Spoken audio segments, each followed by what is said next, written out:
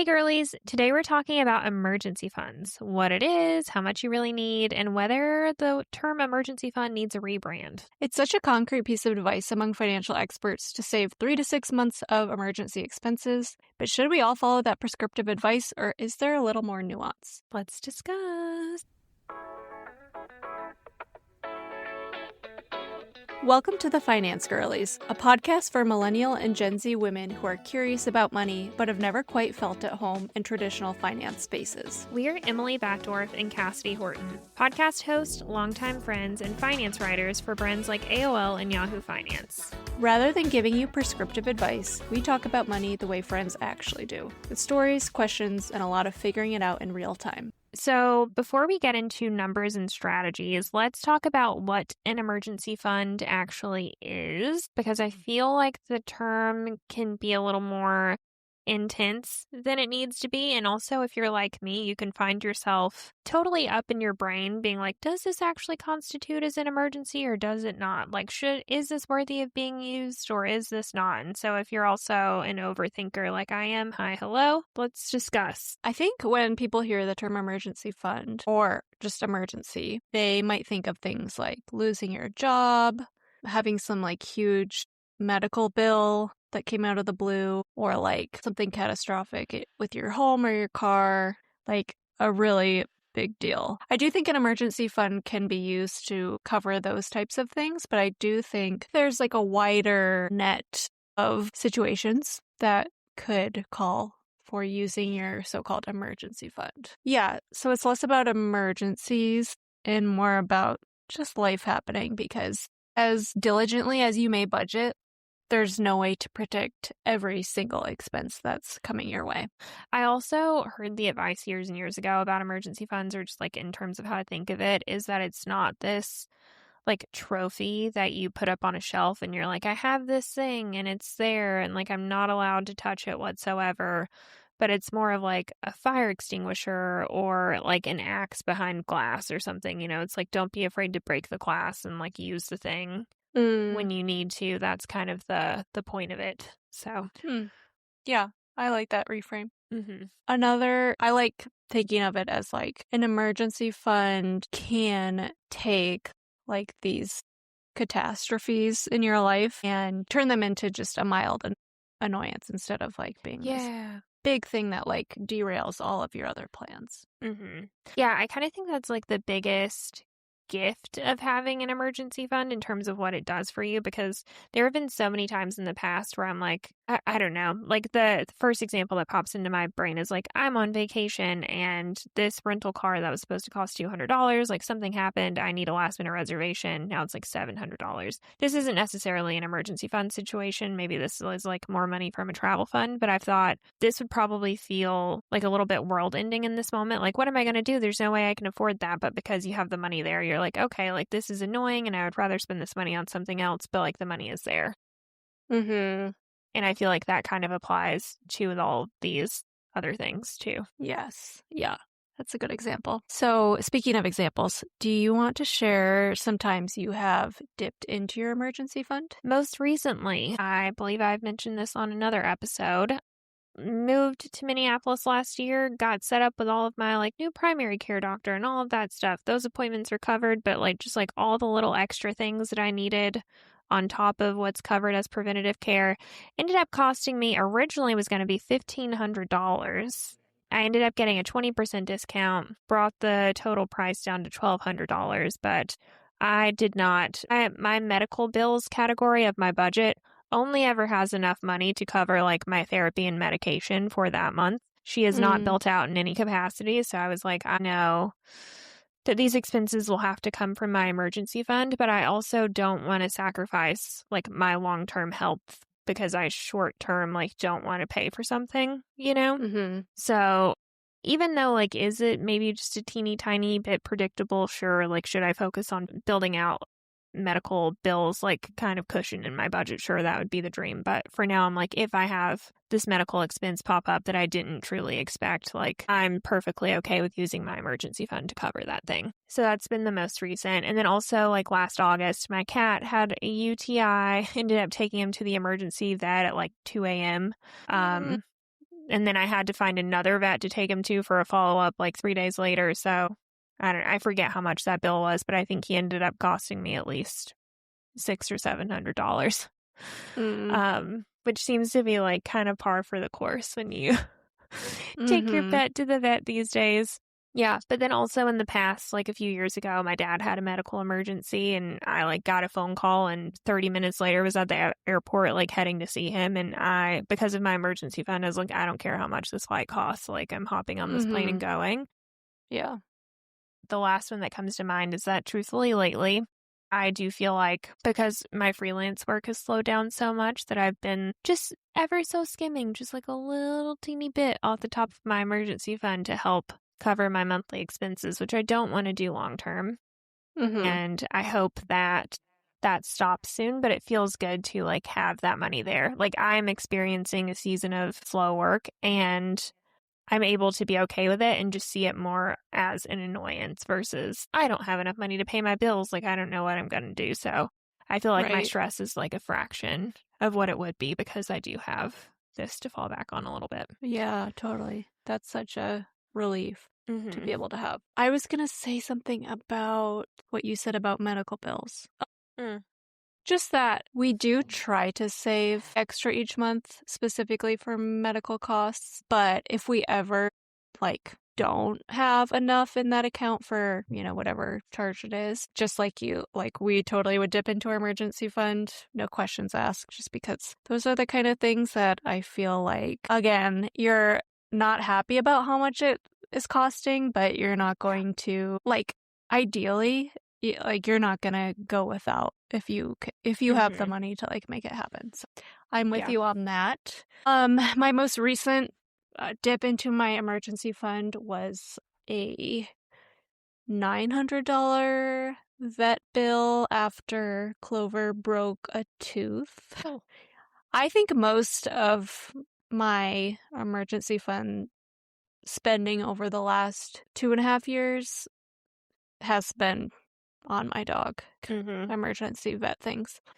And then I also think that we probably dipped into the emergency fund when we moved because it was kind of like a last minute thing. It's not like we had been planning on moving for months and like had been steadily saving up for it. It was kind of like this opportunity came up. Can we make it happen? And we needed like a deposit for the new place before we got our, previous deposit back, all of that kind of like logistical things that you have to deal with when you move. And so I don't totally remember exactly where that money came from, but I'm guessing it came from our emergency fund. Also, we haven't talked about this yet, but I feel like I've totally used my emergency fund to cover a deductible for something like a car accident or something, and all of a sudden you need to pay $500 before insurance will kick in or something. That's happened to me a few times, and those are always situations where I'm like, to the emergency fund. Yeah, and I think some of them, like for example, your dad's medical emergency, like some of these are totally like classic emergencies, but not all of them are. They're just those moments when you feel really grateful to have some money set aside in savings. Yeah. I like the point that you made earlier too. It's like life is so unpredictable in like the most beautiful ways and the most horrific ways, and you truly just can't plan for everything good or bad, So it's so nice just to have a bucket of money to know like if something unpredictable happens and that thing requires some money to deal with it, I've got some of that to use. So just, yeah, it's a really great gift to be able to give yourself. Totally. So let's talk about how much you actually need. If you Google this question, how much do I need in my emergency fund? You'll almost certainly find the advice to save 3 to 6 months worth of essential expenses. This assumes like if you are resigned to using your emergency fund, you are cutting out all bare bones expenses like dining out, any extra subscriptions, shopping, subscriptions. Yes, all of these things. Emily and I have written about emergency funds so much for our clients. I cannot tell you how many times I've written out the words 3 to 6 months of bare bones expenses, and here's what you could include as bare bones expenses, and these expenses you would probably totally cut if like you lost your job and had no income. But the more I sit with it, the more I'm like, okay, Cassidy, if you truly lost your job, had not a penny of income coming in, you were only living off of your savings, would you truly neglect yourself of every single little joy and pleasure that cost money? Like, would you become a hermit who only stays at home until your financial situation changes? And I think the very, very realistic answer to that is no. Like, I would still find myself wanting to eat out, like, just a little teeny bit. So I'm like, I need more clarity on what I feel like bare bones can mean something for different people. Like maybe bare bones is like instead of spending $300 a month on dining out, you try to limit yourself to $50 or something. Mm-hmm. But I feel like it's Yeah. unrealistic to go cold turkey. No, I think I agree with that. And it's also like, for me, this is bringing up the kind of like cultural phenomenon in the US that is a deep discomfort with not working and like being out Mm, of work. So like to me this is advice reads like if you lose your job, you should stop everything you're doing mm-hmm, and like focus 100% of your energy on getting another job. Like you mm-hmm, don't need to be having fun. You don't need to be like seeing your friends. You don't need to do all these things when in reality like those are probably the things that you need the most during that time. right, right. So I'm with you. I don't love that like bare bones mentality necessarily either. Mm-hmm, However, if you're intimidated by like, you know, how much you need to save if you have no emergency fund and you're just starting to save, maybe like a bare bones emergency mm, fund is a good place to start. yeah. You know, that's valid Yeah. too. Just to speak to that advice in general, it's like as you're calculating, if you decide you want a 3-month emergency fund or a 6-month emergency fund, additional advice is like figure out how much money you need to keep your lights on and your belly fed. Like, what are your true necessary expenses and multiply that number by 3 or by 6 or however many months you want your emergency fund to last. So it's not like, you know, you're not having to use such a big number that includes all of the extra things that you probably bring into your life on an everyday basis, which can make you feel really good if you know, spend $5,000 a month usually, but if you dig into it, maybe like only 4,000 of it is truly essential or Right. something. Can just help you create a goal that feels a little more realistic, but Mm-hmm. to mine and Emily's point, if you choose to do that exercise to build out your own number, you might still want to include some little bitty buffers here for things that you know you would still do. Because to Emily's point, I think if you are going through something a little bit catastrophic where you truly don't have an income and you're having to live off your savings, you probably need to be like spending a little bit of money on self-care and stuff more than you think just to Mm-hmm. get through. Yeah. And back to how much you need to save. If you say you're going the bare bones route, you want a 6-month emergency fund, and your bare bones spending is $3,000 a month. That's still $18,000 in a bare bones emergency fund, and that is a lot of money to Mm-hmm. just save and set aside. So I think this is kind of where we want to add some nuance and talk about how that typical advice that you'll see is not a one size fits all solution. Mm-hmm. Yeah. So I think as if you're in the position where you're like, I truly don't know how big my emergency fund should be, some things that you could consider thinking about is like, how stable is your income? Do you feel like you have a lot of job security? If you freelance, do you feel like your income is pretty consistent? Do you have a partner? Are you a dual income household to where if you lost your income, like you would still have some money coming in? Do you have family support that you could fall back on if you truly needed it? How flexible are your expenses truly? Like, what could you immediately cut if you needed to? Like, for example, someone with a super stable job and low expenses, and they live with a partner who also brings in an income, like, they might be totally okay with a smaller cushion than someone who is like single, self employed, and kind of like doesn't have like a family safety net to fall back on if they needed to. Like the job stability, I think that's a really tough thing to measure. Like, for example, if you just think back to COVID, like so many people lost their jobs overnight. And I've experienced it, and people close to me in my life have experienced it. And yeah, I don't think that's like a reason you need to be hoarding cash and like creating this ginormous emergency fund. I just feel like there's always a chance of losing your income, and you should Mm-hmm. just remember that that is a possibility. Yeah. Like history has proven that there are plenty of people who probably would have swore to your face that they are in the most stable job ever, and then they go on to lose that job for some Yeah, I unforeseen mean, circumstance. you think of all the people who had stable government jobs Right. that lost them at the Mm-hmm. beginning of 2026. So, yeah, just a thought. So maybe job stability really comes down to like how many baskets are your eggs in? And by that I just mean like, is it just your income? Mm-hmm. Or, maybe you have multiple jobs. Like I'm currently in a season of life where like I have my freelance job, but I also have a part-time job. My Mm-hmm. part-time job wouldn't pay much, but it would be better than nothing at the end of the day. So I don't know. Right. And Yeah. I don't think I would lose both at the same time. Although Yeah. it's possible too, I guess. And then if you had a I think it's, partner as well, like it's just, yeah.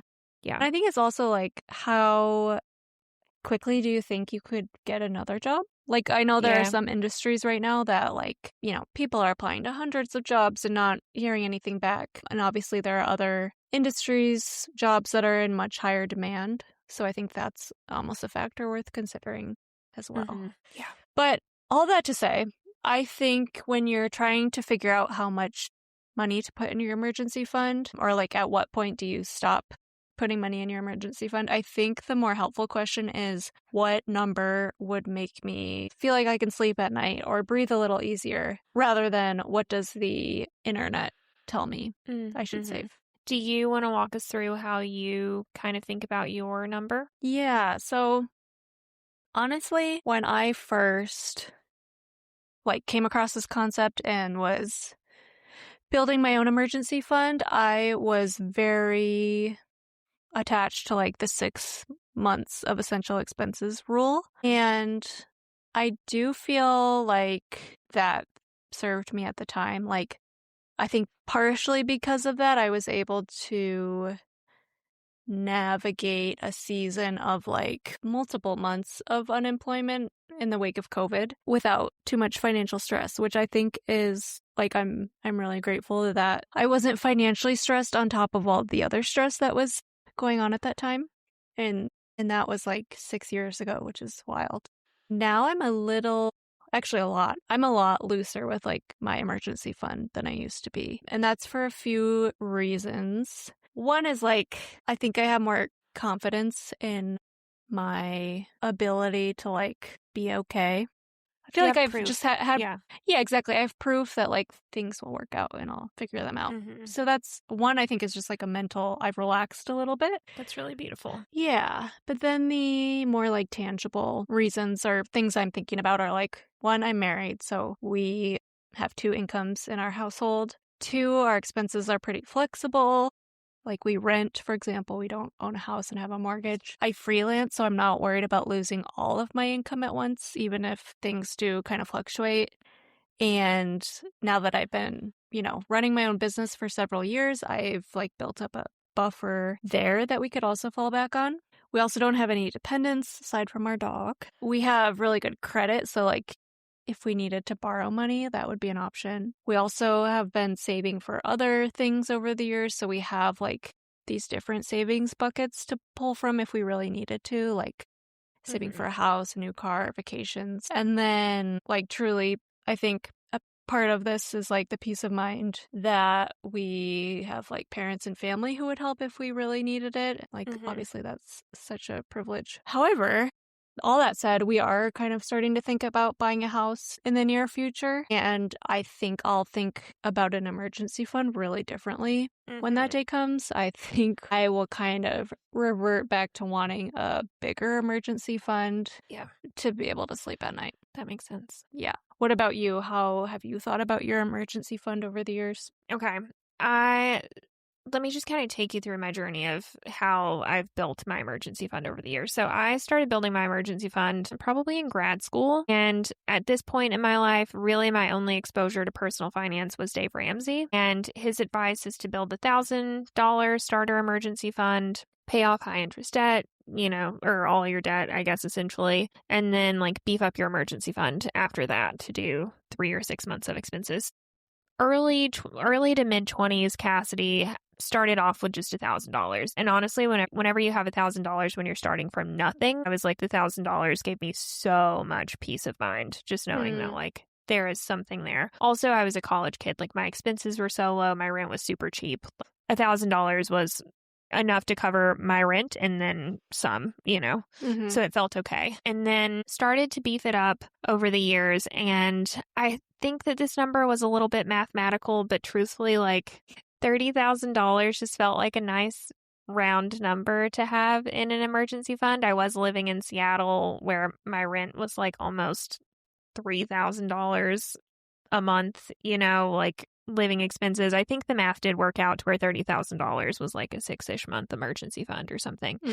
So like that's been like my baseline and my number for a super, super long time. And I feel like I've become more relaxed with it over time. That is the emergency fund like amount that I kind of brought with me into this next chapter of my life where I'm like, divorced and like budgeting by myself and doing all of this stuff.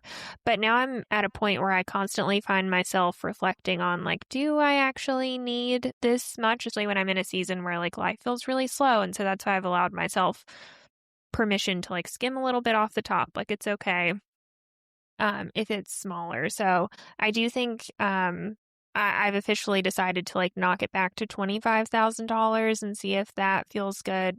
I could potentially knock it back a little bit more.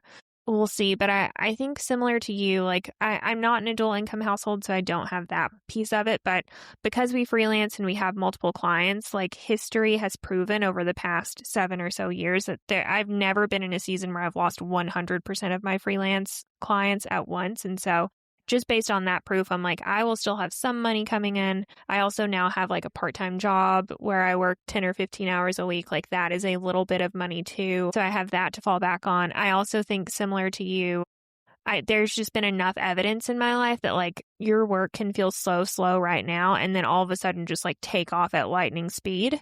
And I also trust myself enough to know that like in those really, really busy seasons where I feel like I'm making way more money than I need, I'm really good about saving that money. Like I don't just go out and blow it all because I have like $6,000 extra dollars one month or something. And so I also trust myself to like pull from these resources in the slow seasons, like knowing that when things change, because I think that they will, like I will replace that and build it back up. And so I think I'm just easier on myself in that way as a result. But then, yeah, similar to you, I do have good credit and I'm like, is taking out a loan ideal? No, but also I would do it if I needed to. So I think just having all of those things, I also don't have any kids, don't have a house. Like, I feel like if at the end of the day I truly needed to cut some stuff, as long as I'm still paying my rent and paying for my car and like covering my insurance premiums, spending some money on groceries, I'm like, you would be okay. So that's kind of how I've thought about it. But I am constantly thinking like, what number do you actually need? And I kind of think at the end of the day, for me, it's been mostly a gut decision. More than anything of like what feels right versus this is the exact mathematical calculation of how much I need down to the penny. Yeah. Just logistical question. Was the $30K like your personal emergency fund or was that when you were married, was that like for the two of you or how did you think about that? Yeah, I guess it was just our finances were 100% combined. So I think that was just our emergency fund amount. And then whenever I lived on my own, I was like, well, this is the amount that I have always had. Technically we had. So I was like, well, I'll just stick with the same amount for myself. But I also do have a cash cushion fund in my business bank account as well that I can fall back onto. So I don't know. I think my thing is I'm constantly like, do you maybe have like a little too much cash on hand? Would I was someone going to say it sounds like a potentially? lot. I mean, going Okay. from like 3K for two people to 20K to one. Not saying like, Yeah. I mean, it's all about how you feel. That was just my impression. Do you feel comfortable sharing how much is in your emergency fund versus your like Yeah. business cash cushion? Our joint emergency fund is like okay, Okay. around there.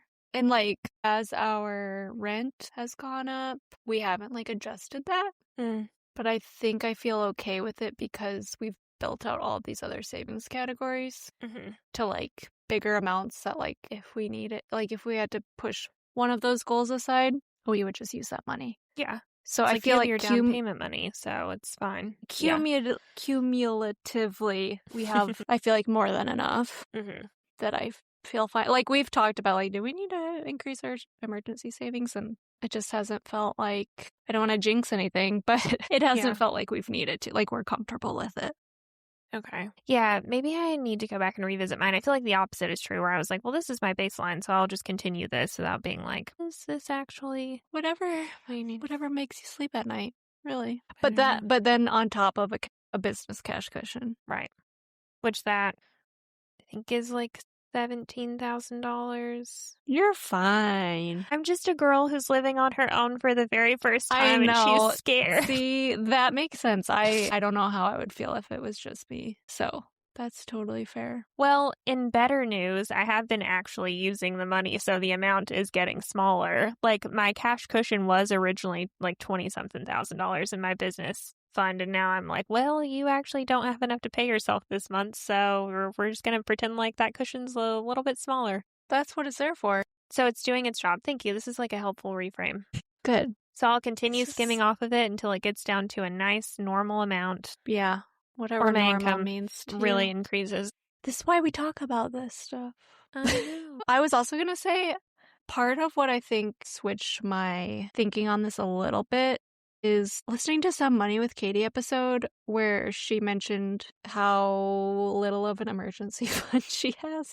And like, Mm, not that we're the same, obviously. Like, she has like a much higher income and like, I think more just assets in general that she mm-hmm. could tap into. But just like hearing someone be kind of a little bit casual about it. Someone who, like, I think of her as someone who's like traditionally pretty conservative financially in Mm, terms of like how she talks about saving for retirement and things like that. And for her to just be like, yeah, like we have this much, and if things go south, like we'll figure it out. I felt mm. like that was healthy for me to hear, maybe. I know not Yeah. everyone would agree with it, but I also feel like in that same vein, it's so healthy to remind yourself that, like, no, we are no longer prescribing to the belief that all debt is bad debt. And if crap truly hit the fan and you have credit enough to get a loan, even if it's like I mean, they have several like 0% APR credit cards where you don't pay anything for, some of them are like 21 months, you know? yeah. Most of them are a little bit shorter than that. But it's like that buys you a lot of leeway to like Yeah. figure out what you're going to do. Like, not saying that should be your first choice or that you would want to, but like you have other options. You don't have to 100% fully rely on your personal ability to save X amount of money. Right. Especially when you have competing goals like Yeah. investing for retirement or buying a house, or sometimes you just truly have other time sensitive priorities. And which brings me to, you kind of mentioned this, but I think it's worth talking about. Like, do you build up your emergency fund or pay off debt first? Like, what is the Mm. order there? And I know there's some very conflicting advice on this topic. So what is your take on that? I think if I were starting from complete scratch, I feel like I would need to set a very easy goal for myself because chances are I don't have anything in savings at all if I don't have an emergency fund. So I think my first goal would be like, let's just save $1,000. But ultimately, I think once I hit that goal, it would just feel like a mini win. And then I would be like, okay, let's actually just have like 1 month of living expenses. I think having 1 month of living expenses in the bank is like my definition of like a starter bare bones emergency funds. Like, you know that you have a 30-day ramp if like something ever happened. Mm-hmm. So I think that's how I would start. Yeah, like, and Okay. then after you have the 30 days, you would start tackling debt. Yes. Yeah, I think so. I I will say though, if I had credit card debt and the credit card, I mean, those payments just like snowball so much, I probably would do the $1,000 in the bank, then try to get my credit card debt under control as much as I could, and then try to beef it up. Because, I mean, credit cards are just like so predatory the way Mm, it's all set up with like the way the interest snowballs and stuff. yeah. So I don't know. I feel like I would be incredibly stressed about that. Yeah. I think one thing you could do in that situation is try to negotiate your interest rate with your credit card Yeah. provider. Like, it never hurts to ask. Yeah. You could also open up a 0% APR credit card and roll over, like do Do the the balance balance transfer transfer. thing. Yeah. Yeah. Yeah. Yeah. That's an option How too. how do you feel like you would tackle it? I think I liked what you initially said about building up a 1-month emergency fund while making minimum payments on any debt. And then once I have a month's buffer, start to like put any extra toward that debt. I think that's what I would do. I do feel like that general plan that would give me the most peace, you know. That's kind of like what you're chasing in those situations. It's like, Yeah. what's going to bring me the most calm? Yeah. Should we talk about whether it should still be called an emergency fund or whether we should call it something else? Because you are currently reading a book that suggests we should not be calling it an emergency fund at all. So you have the floor. Please tell us all about it. Yes. So I mentioned this in a recent newsletter and maybe even in a recent episode, but I recently read the book You Don't Need a Budget by Dana Miranda. And there are a lot of hot takes in this book. If you want to like have everything you've ever learned about personal finance just kind of turned on its head, read this book. But I think she has some interesting things to say about emergency funds. And one of the points she makes is that we should stop calling it an emergency fund. And this is a quote directly from the book. Building an emergency fund implies that a change in your financial circumstances constitutes an emergency in your life. A budget-free approach rejects that narrative. The most financial fluctuations can do is make you uncomfortable. They don't control you. Money is one of the many realities in your life. It's not the defining force. Calling your store of money a comfort fund is an ongoing reminder of that fact. It's also a small step to quiet one piece of the ticker that can cause daily stress and make money management challenges feel more severe than they are. So, what's your initial impression? I don't think you've heard this take before. Yeah, I haven't. And I like the way she's thinking about money in general.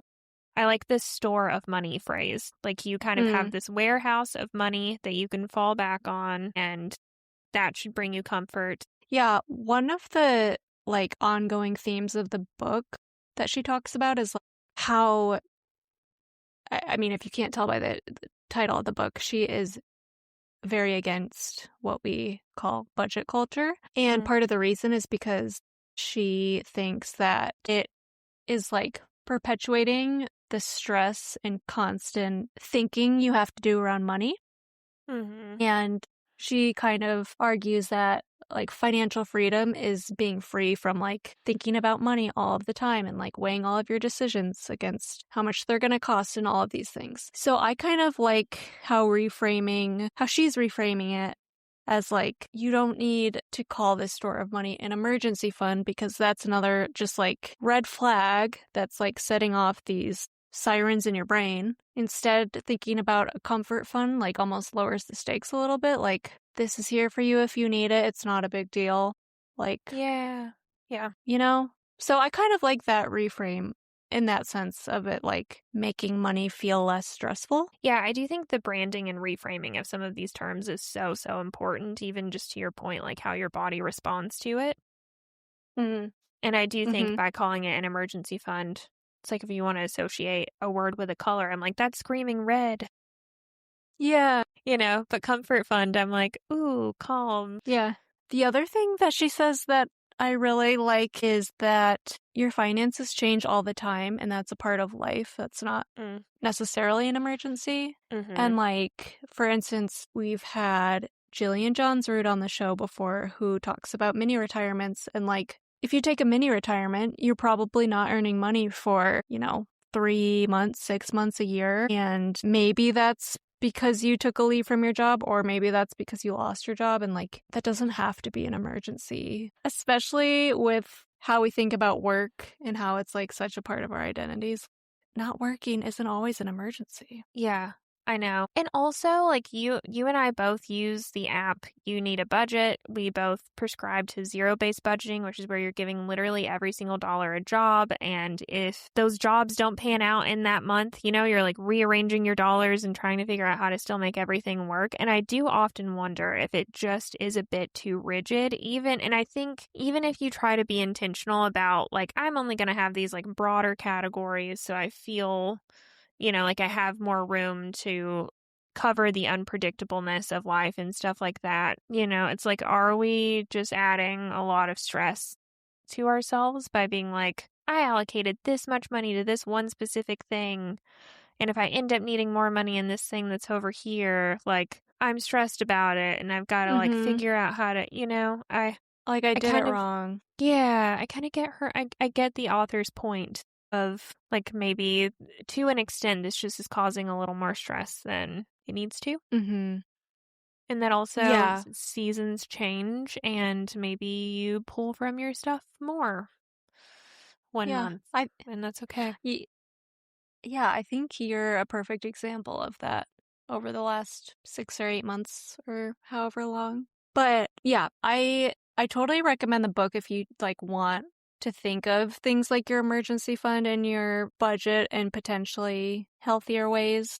I do think there are some views in the book that I'm, like, not totally behind, but Hmm. it makes you think, that's for sure, so. Okay. In conclusion, we want to talk real quick about how to build an emergency fund realistically. We've already talked about a little bit of this, but yeah, I think if you are starting from a place where you have $0 saved, I think step number one should be pick a small goal that feels manageable, knowing that once you hit that milestone, you can move on to another goal, but just do something that feels realistic and exciting. Like you'd be so proud of yourself when you reached it, but it's not too far out of reach. Mhm. Yeah, that's a great first step. If you're able to, it helps to automate savings. So even if it's a tiny amount, just automating like regular transfers from your checking into your savings account. And also saving in a high yield savings account just to earn a little bit of extra interest on those savings.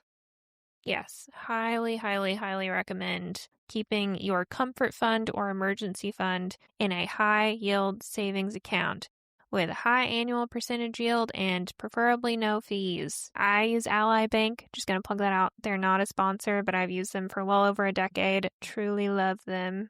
Emily, you use, I use Discover, which is now owned by Capital One. yeah, Capital One's still a very solid option as well. But other than those two things, I think another thing is to like use random windfalls to your advantage. We are fresh in the midst of tax refund season. We just did an episode last week on what to do with your tax refund. If you get a tax refund, use it to jumpstart or beef up or whatever your emergency fund or your comfort fund. I did this a few times in college and I really felt like it helped a great deal, just like accelerate just by using money that you maybe weren't expecting to get in the first place. Mm-hmm. Yeah, totally. And then the last piece of advice, and I think this might be more of a personal preference, but if you truly want to like separate out this savings from some of your other savings categories, like maybe you have shorter term savings goals, you can always keep your emergency or comfort fund in a separate savings account. Like just have it completely on its own. Then also just a reminder, if you are someone who traditionally kind of thinks in like all or nothings, which I feel like I have in the past, especially when it comes to financial goals, just a reminder that you can continue to build your emergency fund or comfort fund out alongside your life. So you can still keep money to go out, to travel, to dine out, to live your life. It does not have to be like I am going to deprive myself of every single little joy in pursuit of building your emergency fund. I think that only leads to burnout. And also, I feel like we're just kind of in a state in our society where you just need some little comforts and some little wins. Like, don't neglect yourself of those in pursuit of this one specific thing. And with that, we'll see you next week, girlies. That's a wrap on another episode of the Finance Girlies podcast. Nothing in this episode is meant to be taken as financial advice. Please do your own research and talk to a professional if you need advice. If you liked this episode, consider leaving a review. Better yet, send the show to a friend who might enjoy it too. Love ya. Bye. Nailed it.